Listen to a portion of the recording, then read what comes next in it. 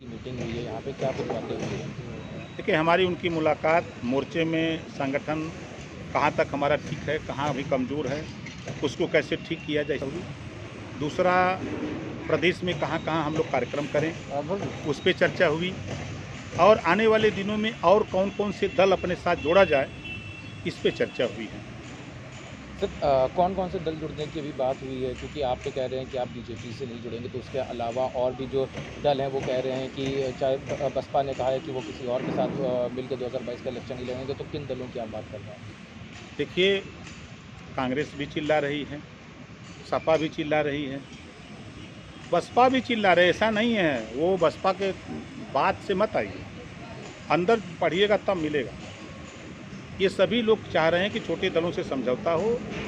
हम लोगों का जो मोर्चा है, हमारे जो उद्देश्य हैं, घरेलू बिजली लेकिन का आपका बिल। मोर्चे को बने हुए इतना समय हो गया, आप शुरुआत में कहते थे कि आपकी शिवपाल सिंह से बात हो रही है, आम आदमी पार्टी में बात हो रही है, लेकिन अब चुनाव बिल्कुल नज़दीक है, अभी तक आपका कोई नहीं निकल के आया, आप खाली ओवैसी और कोई मेजर पार्टी अभी तक आपके साथ आके किसी ने भी बात नहीं करी। देखिए, हमारे साथ हमने प्रेस वार्ता करके बाबू सिंह कुशवाहा, केशरा पटेल, प्रेमचंद प्रजापति, बाबूराम पाल, रामसागर सिंह, रामचंद्र कश्यप, अनिल चौहान को मैं आपके सामने पेश कर चुके हैं। अब वो लोग अलग-अलग क्षेत्र में काम करते हैं, जगह-जगह जहाँ जिसकी ज़रूरत है वहाँ काम पे लगाया गया है। हम खाली आदमी हैं, हमारी टीम बड़ी बड़ी हो गई है थोड़ा लेकिन ज़्यादा अभी दिन भी से। आपके मोर्चे को एक मेजर अपोजिशन नहीं देखा जाता उत्तर प्रदेश में, इतने जुड़ने के बावजूद भी। तो फिर चिंता किस बात की लोगों की है? आखिर में बीजेपी क्यों परेशान है, सपा क्यों परेशान है, बसपा क्यों परेशान है, कांग्रेस क्यों परेशान है? आज के तारीख में हमारे पास 100 में 65% वोट हमारा है और 35 में भी बंटवारा है। जो अति पिछड़ों की आबादी 45%, मुसलमान की आबादी 22%। ये आज उस वोट पे सारे लोगों की निगाह कि वो हमारा है। प्रजापति का मालिक कैसे ही बन जाएंगे, पाल का कैसे मालिक बन जाएंगे, चौहान का कैसे बन जाएंगे, राजभर का कैसे बन जाएंगे? ये लोडर दिखा के, लोडर खाली मजदूरी करे, तनख्वाह ले, वहाँ से मिले जवान, इतने कर सकता है, समाज को हिस्सा नहीं दिला सकता। सर एएमआईएम आज अपने पार्टी कार्यालय का शुभारंभ कर रहे हैं बहराइच में। बहराइच की बात आती है तो गाजी सालार अहमद की बात आती है कि जिनकी वहाँ पे मज़ार थी और उनका सुहेल देव का काफ़ी कुछ विवाद था, उसके बावजूद आज आप लोग एक साथ मिलकर उत्तर प्रदेश में राजनीति कर रहे हैं। देखिए, वो एक अलग समय था जब विदेशी आक्रमणकारी आक्रमण के उद्देश्य से आए और लड़ाई हुई, मारे गए।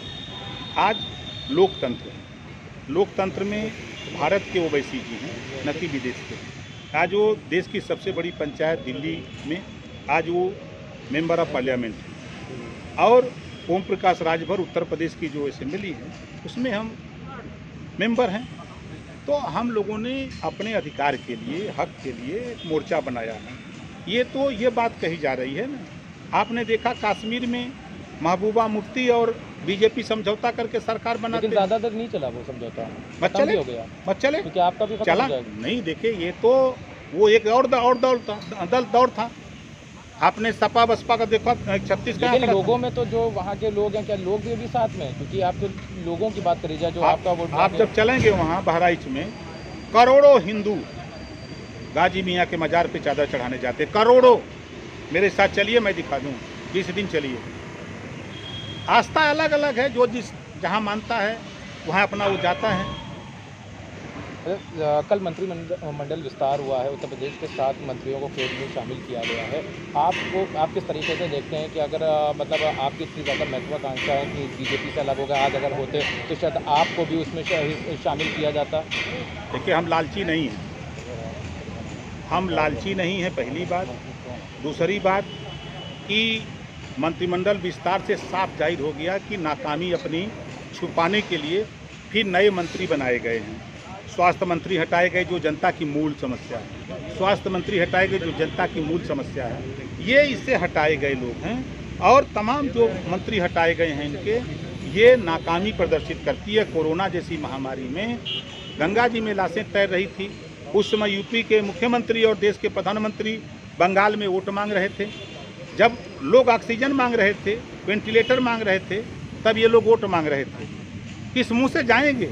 ये जिनको बनाए हैं 2 साल, इनको किनारे कहाँ लगा के रखे थे कि चुनाव आ रहा है तो अब इनको हम दिखाएंगे चेहरा ये सब था कि आपने चुनाव से पहले कहा था कि आपकी अगर सरकार बनती है प्रदेश में तो हर वर्ग को आप मुख्यमंत्री और उप मुख्यमंत्री किस तरीके से वो डिवीजन हो, मुख्यमंत्री कौन रहेगा बनता है, किस समाज का देखिए रहेगा? 22 में सरकार बनाएंगे और 5 साल में 5 जाति का सीएम बनाएंगे। पहला कौन रहेगा?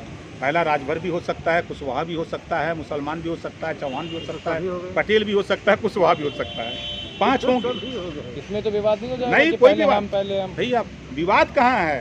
लड़ाई तो इस बात की है, घरेलू बिजली का बिल माफ 5 करना है, सबको गरीबों का इलाज फ्री में करने का सबको यही काम करना है, सामाजिक न्याय समिति की रिपोर्ट लागू करना है सबको मिलके, समान शिक्षा, अनिवार्य शिक्षा, फ्री शिक्षा सबको लागू करना। झगड़ा कहाँ है?